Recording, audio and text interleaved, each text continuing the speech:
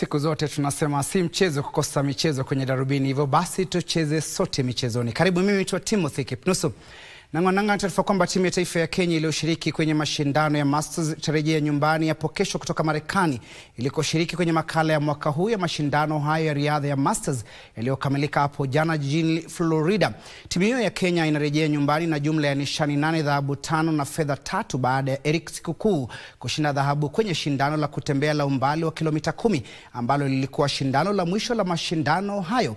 Ilikuwa nishani ya pili ya dhahabu ya Sikukuu aliyetoa dhahabu nyingine kwenye shindano la kutembea la umbali wa mita 3000.